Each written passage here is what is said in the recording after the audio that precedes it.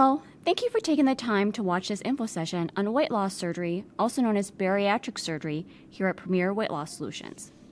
Despite a lot of effort to improve obesity bias, there still seems to be a lot of negativity around weight loss surgery. You may have a sister or a neighbor that tells you, surgery just seems like a quick fix to me. Or even a medical provider that will tell you, you can lose weight on your own. Unfortunately, this comes from a misunderstanding of how obesity really works. Obesity is not a choice, it's a disease that requires treatment, and surgery is just one of those treatment options available. So let's start with body mass index. The short term for this is BMI. BMI is calculated based on your height and your weight and gives you a number anywhere between 20 to over 70. A BMI between 20 to 25 is considered healthy weight. BMI between 25 to 30 is overweight. Class 1 obesity is 30 to 35. Class 2 obesity, 35 to 40, and Class 3 obesity, 40 and over. We know that BMI isn't a perfect metric to measure someone, but it gives us guidelines such that physicians and patients and insurance companies all have a common language. The story of obesity. Obesity has now become one of the primary national health concerns. This is a heat map of the United States in 2011. States in green have an obesity rate less than 25%, and states in orange have an obesity rate of 30 to 35%. You can see in 2011, about a third of the country is green and a third of the country is orange. In 2017, very few states are green and more states are orange to red.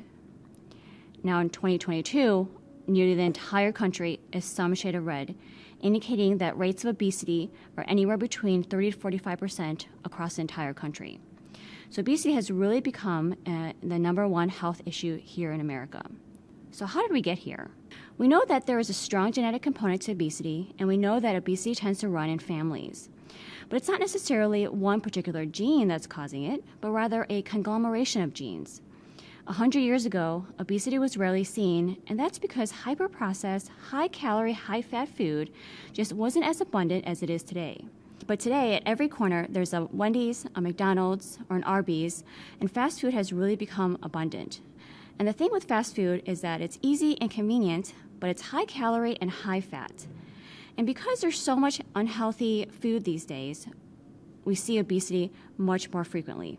We know that obesity is a neurohormonal disease, meaning that for patients suffering with it, there's a miscommunication between the brain and the gut.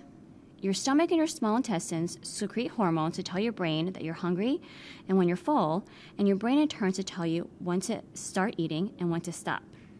For those that suffer with obesity, there is a miscommunication between the brain and the gut. And so it really starts with the brain. If you see this picture here, there are some people that will look at it and say, oh, that salad looks so good. I can't wait to start eating those leafy greens. But I'd say most of us will look at the salad and say, okay, that's a great appetizer, but I really can't wait to eat the hamburger and French fries. And that's something with our brain telling us that we're going to feel better, fuller, and happier when we eat this high-fat, high-calorie food. They've studied the brains of those that suffer with obesity and compared to those that do not. And what they found is that there's a difference in a chemical called dopamine. Dopamine is a reward system that tells us when we feel good and when we feel happy. When we're doing something that we enjoy, we may get a spike of dopamine, such as when you're going for a run or you're hanging out with family and friends. For people that suffer with obesity, the dopamine receptor is lower than those that don't. So what that means is that it takes more food to give you the same reward and the same feeling of satiety compared to someone that doesn't suffer with obesity. In addition, ultra-processed food actually makes us want to eat more. This was a really interesting study that separated people into two groups. One group ate ultra-processed foods such as peanut butter and jelly graham crackers, chips, basically anything that had a shelf life for more than a few weeks. The other group ate unprocessed foods, which consisted of fresh vegetables, fruits, and meats. And over the course of 2 weeks, the people who ate the ultra-processed food gained an additional 5 pounds. So this is really when a calorie is not necessarily just a calorie, because when we're consuming a lot of ultra-processed foods, our brain is actually telling us to want to eat more and more. Now we know that losing weight is hard, but keeping weight off is even harder. Why is that? There's a concept called set point theory or metabolic adaptation. This concept became popularized after a show from the early 2000s called The Biggest Loser. This was a reality TV show where a bunch of contestants went on television and tried to lose as much weight as possible, and the person that lost the most weight became the winner. A very interesting study followed these contestants out 5 to 10 years after the show and found that almost all of them regained their weight back. And through further investigation, we realized that when someone loses more than 10% of their body weight, that body just doesn't like to be at that new weight. It does everything it can to get back to that original weight. We know that metabolism slows down more than it should.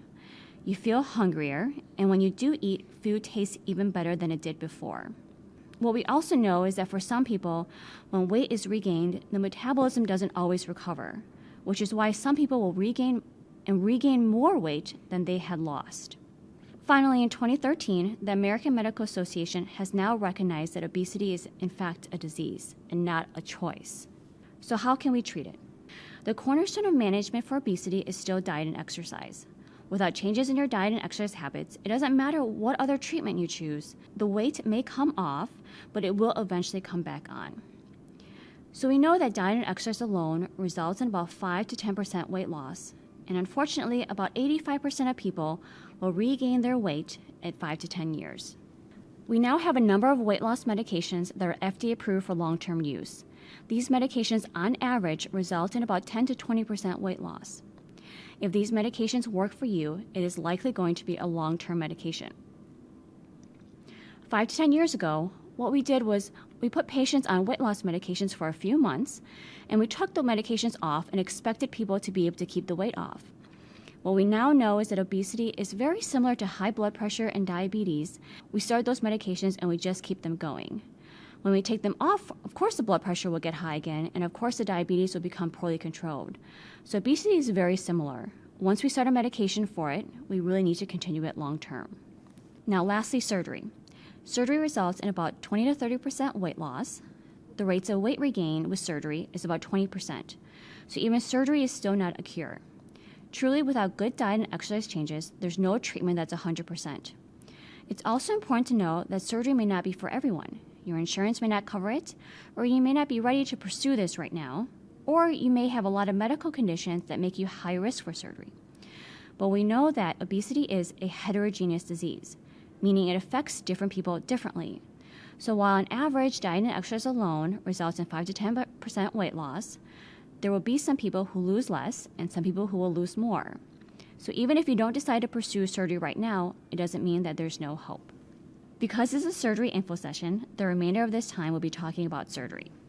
The old surgery guidelines required patients to have a BMI of 40 or over, or BMI over 35 with an obesity-related comorbidity, such as hypertension, diabetes, or sleep apnea. The new guidelines have lowered the BMI requirements because we now know how detrimental excess weight is to one's health. Now they require patients to have a BMI over 35 or a BMI over 30 with an obesity-related comorbidity. It is important to know, however, that only certain insurances have honored these new BMI requirements. When you call our office, we will find out for you if you have one of these insurances. Most importantly, we are looking for patients who are committed to making this lifestyle change. Our program is not a factory. There are some surgical centers that exist where if you sign up, you get surgery, and that's it. But we know that without making solid, consistent dietary and exercise changes, surgery only works for about a short period, and then your body will adapt to your new anatomy, and those bad habits will creep back in. Thus, our program really focuses on making those dietary changes and exercise changes early on so that they become habit and are consistent. So what kind of surgeries are we doing today? The landscape of bariatric surgery has changed greatly in the last 10 years. 10 years ago, we were doing a lot of gastric bands, and they consisted about 1/3 of the operations that were being offered. Today, we know that there's a lot of complications that can happen with the band, and weight loss may not be that much. So currently, the most common operation is the gastric sleeve that consists of about 60% of operations done in the United States. 20% consists of the gastric bypass, and again, very few bands are being placed today. This is a little video of how we do our gastric sleeves. We create small incisions about 1 centimeter long, and we blow the abdomen full of gas so there's room to work. We use ports and these really long, skinny instruments to do the operation, and we use staple technology to divide the stomach such that about 70 to 80% of the stomach is removed. That portion of the stomach is physically removed from the abdomen, so the procedure is not reversible. The gastric sleeve. We've been doing this since the early 2000s, and it involves about 70 to 80% of the stomach removed. And again, this operation is not reversible because this portion of the stomach is removed from the body.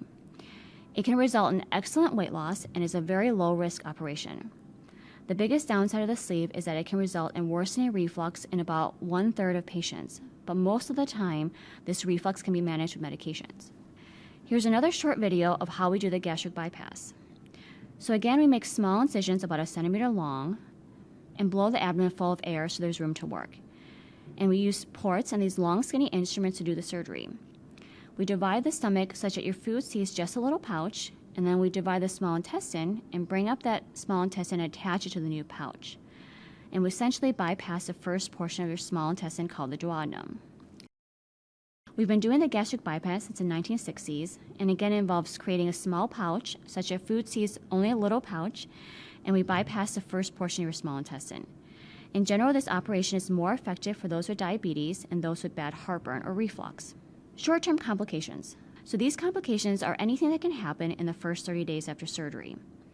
Risks of death for both the sleeve and the bypass is very low. It's less than 0.1%. Risk of bleeding for the sleeve is less than 1%, and for the bypass, less than 1.5%. Ever so slightly higher with the bypass just because it involves more cutting and reconnecting than the sleeve. Rates of leak for the sleeve is less than 0.6%, and rates of leaks in the bypass is less than 0.8%. Again, ever so slightly higher with the bypass just because there are 2 new connections being made. Long-term complications for the sleeve primarily involve reflux or worsening heartburn. About 1 in 3 patients can have worsening heartburn, but the majority of that time, that heartburn can be managed with medications. For the gastric bypass, long-term complications include ulcers, particularly in patients who are very dependent on non-steroidals like ibuprofen, Aleve, or Motrin, for smokers, and for those that need chronic steroids. In addition, there's a risk for small bowel obstructions or internal hernias, but the risk for both is less than 1%. For both operations, you do have to be on lifelong multivitamins, but I will say for most adults, we should be on a multivitamin anyway. Recovery time in general is about 2 weeks, sometimes 4. Approximately 50% of patients at the 2-week follow-up are feeling ready to go back to work. In addition, we recommend that no heavy lifting more than 10 pounds occur for the first full month after surgery. Expected weight loss on average is between 20 to 30% of whatever weight the patient weighs at the time of surgery. This weight loss occurs over the span of about a year to a year and a half. But it's important to remember that weight loss is not the only benefit. If you have obstructive sleep apnea, there's a 50% chance at 1 year you can come off your CPAP machine. If you have high blood pressure, there's a 60 to 70% chance you can get off some of your medications. If you have diabetes, there's an 80 to 90% chance that those medications can be lowered and even possibly experience a cure for your diabetes. Other things that can improve after weight loss surgery that isn't quite as well studied and that an exact percentage can't be given include things like PCOS or polycystic ovarian syndrome, as well as fertility. Both of these can also improve after weight loss surgery. In addition, surgery can add 3 to 10 years of your lifespan, particularly if you have someone who has diabetes, high cholesterol, and high blood pressure. There are several cancers that are related to obesity. This includes breast cancer, rectal cancer, uterine, pancreatic, and liver cancers. Studies have found that after weight loss surgery, the risk of cancer can be decreased by 32%, and the risk of dying from cancer can be decreased by 48%. Lastly, weight loss surgery is an opportunity to break the cycle. We know that childhood obesity is strongly linked to maternal obesity, and they've studied children who are born to mothers who suffer with obesity before and after they get weight loss surgery. They found that children born to mothers after weight loss surgery have lower rates of obesity themselves. So I think surgery is a great opportunity to really break this cycle of obesity. When someone asks how young is too young, the answer is the sooner the better. Now, some patients may never develop health conditions like diabetes, cholesterol, or high blood pressure, but the one thing universally that people will develop is joint pain. A very common reason that I see patients want weight loss surgery is because they need their knee replaced or their hip replaced, and the orthopedic surgeon have a BMI cutoff in order to do these operations. So in general, there's really no reason to delay surgery. If you're struggling with your weight and want to improve the quality of your life, now is as good of a time as any. So here at Premier Weight Loss Solutions, we're focused on you, your quality of life, and your goals. We have respectable staff and very accommodating facilities, and we never want to make you feel bad if you haven't achieved your weight loss goals or if you're experiencing a plateau. If anything, we always want to be very supportive and understanding of your struggles that you're currently going through. What to expect before surgery. So the first step is listening to this info session. The next step will be setting up a consultation where we will go through your entire medical and surgical history and decide on what operation will be the best fit for you. Then there are a number of requirements, including a psychological evaluation and possibly a few other tests depending on your medical history. This may include an endoscopy or cardiology clearance or pulmonary clearance. Ultimately, we will decide on a surgery, get consent, and then pick a surgery date. The day of surgery, you'll check in to have your operation and then go to a specialized recovery unit. There you'll be allowed to drink and you'll be up and walking right away after surgery. 90% of patients will feel good enough to go home the next day, so it is a total of 1 night hospital stay. What to expect after surgery? There is a number of follow-up appointments that are required at 2 weeks, 2 months, 9 months, 12 months, and then yearly thereafter. It may seem like a lot of follow-up appointments, but we know that the better the follow-up, the better the success. And we also know that obesity is a chronic disease, so it does require follow-up for the rest of your life. Let's go through a couple of frequently asked questions. Will my insurance cover this? When you call our clinic, we will run your insurance information so we know whether or not you have bariatric or weight loss surgery benefits prior to your consultation. How long is the process to get surgery? This really depends on your insurance. Sometimes it's as long as 6 months, and the shortest time is about 3 months from day of consultation to day of surgery. And the reason for this time is because it does take some time to get all the requirements done. It also takes time to really make the diet and exercise changes and really allow these changes to become habit. Do I have to lose weight before surgery? A lot of this depends on your starting weight. If your BMI is over 60, we'll try to get off as much weight as possible before surgery to decrease your risk. In addition, the more weight you lose before surgery, the closer you are to a healthy weight after surgery. Will I need skin reduction surgery? So my general recommendation is not to even consider this until you're at least 12 months to 18 months after surgery, because that's when most people will experience a plateau. Whether or not you'll need skin reduction surgery is really person dependent, and a lot of it depends on how much weight you lose and where you carry that weight. But ultimately, at 12 to 18 months, we can make a recommendation at that time. How long do I have to wait until I get pregnant? In general, we recommend at least 12 months, ideally 18 months, until you try to get pregnant.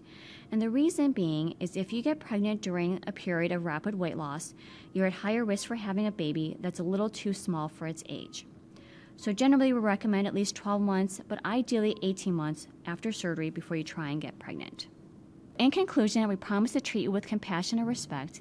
We'll explain all procedures and requirements, and we'll create a treatment plan that fits your personalized goals. Thank you for your time for listening to this info session, and we look forward to meeting you.